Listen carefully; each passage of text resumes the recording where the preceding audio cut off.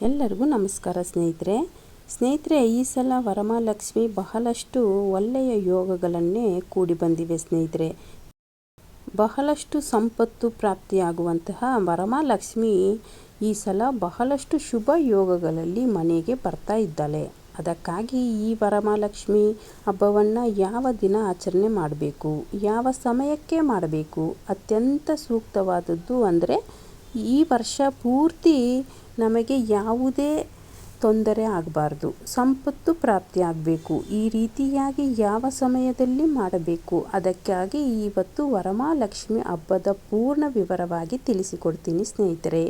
ನಾವು ಮಾಡುವಂತಹ ಪೂಜೆ ನಮಗೆ ಫಲವನ್ನು ಕೊಡಬೇಕು ಅಲ್ವಾ, ಸರಿಯಾದ ಸಮಯದಲ್ಲಿ ಇರಬೇಕು. ನಾವು ಪೂಜೆಯನ್ನು ಮಾಡ್ತಿದ್ದೀವಿ ಅಂತ ಯಾವುದೇ ಸಮಯದಲ್ಲಿ ಮಾಡಬಾರ್ದು.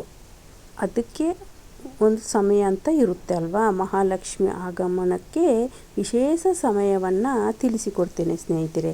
ಯಾಕಂದರೆ ಮನೆಗೆ ಸಂಪತ್ತನ್ನು ತರಬೇಕು, ಆ ಸಮಯದಲ್ಲಿ ನಾವು ಆಕೆಯನ್ನು ಬರಮಾಡಿಕೊಂಡ್ರೆ ತುಂಬಾ ಒಳ್ಳೆಯದು. ಈ ಸಲ 2 ಯೋಗಗಳು ಕೂಡಿ ಬಂದಿವೆ ಸ್ನೇಹಿತರೆ. ಮಹಾಲಕ್ಷ್ಮಿಯನ್ನು ಸಂತೋಷವಾಗಿ ಬರಮಾಡಿಕೊಂಡ್ರೆ ವರ್ಷ ಪೂರ್ತಿ ನಿಮಗೆ ಯಾವ ತೊಂದರೆಯೂ ಆಗುವುದಿಲ್ಲ ಸ್ನೇಹಿತರೆ.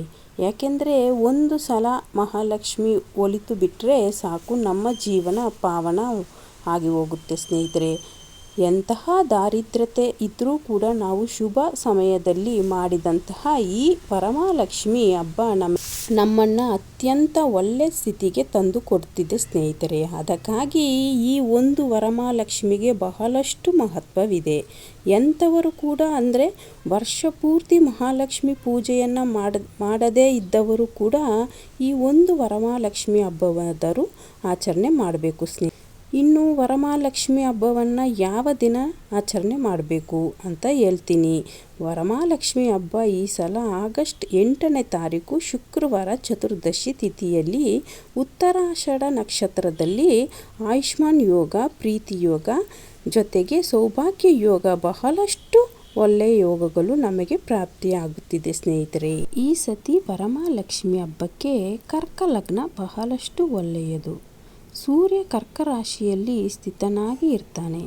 ಚಂದ್ರ ಮಕರ ರಾಶಿಯಲ್ಲಿ ಸಂಚಾರವನ್ನು ಮಾಡ್ತಾ ಇರುವಂತಹ ಸಂದರ್ಭದಲ್ಲಿ ಕರ್ಕ ಲಗ್ನ ನಮಗೆ ಅತ್ಯಂತ ಶುಭ ಅಂತ ಹೇಳ್ತೀವಿ ಸ್ನೇಹಿತರೆ. ಸಮಯವನ್ನು ಹೇಳ್ತೀನಿ ಸ್ನೇಹಿತರೆ. ಬೆಳಿಗ್ಗೆ 5:30 6:40 ನಮಗೆ ಕರ್ಕ ಲಗ್ನ ಪ್ರಾಪ್ತಿಯಾಗುತ್ತೆ ಸ್ನೇಹಿತರೆ. ಕರ್ಕ ಲಗ್ನದಲ್ಲಿ ಅತ್ಯಂತ ಶುಭ ಫಲವನ್ನು ತಂದುಕೊಡುವಂಥದ್ದು ಮತ್ತೊಂದು ಲಗ್ನ ಪ್ರಾಪ್ತಿಯಾಗಲಿದೆ. ಅದು ತುಲಾ ಲಗ್ನ. ಅಂದರೆ ಲಗ್ನದ ಅಧಿಪತಿ ಶುಕ್ರನ ಆರಾಧ್ಯ ದೈವ ಅಂತ ಹೇಳ್ತೀವಿ. ಲಕ್ಷ್ಮೀ ದೇವಿ ಆ ಸಮಯ ನಿಮಗೆ ಬಹಳಷ್ಟು ಶ್ರೇಷ್ಠ.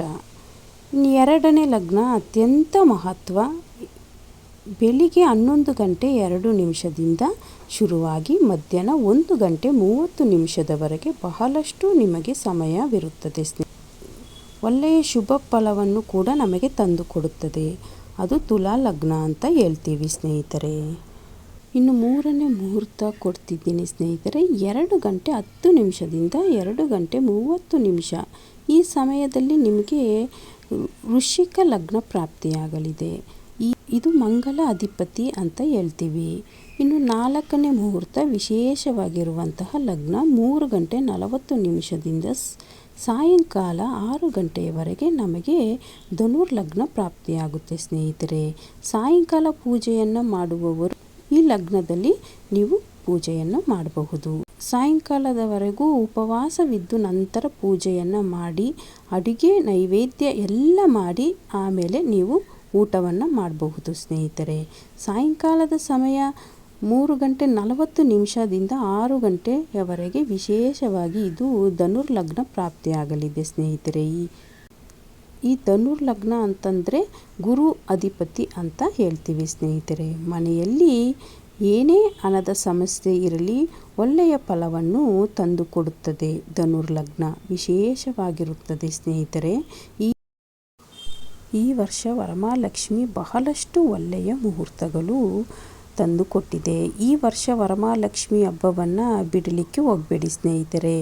ಆಯುಷ್ಮಾನ್ ಯೋಗ, ಸೌಭಾಗ್ಯ ಯೋಗ ಜೊತೆಗೆ ಶ್ರವಣ ನಕ್ಷತ್ರ, ಶ್ರವಣ ಮಾಸ, ಶುಕ್ರವಾರ ಎಲ್ಲ ಒಟ್ಟೊಟ್ಟಿಗೆ ಒಳ್ಳೆಯ ಯೋಗಗಳನ್ನು ತರ್ತಾ ಇದೆ.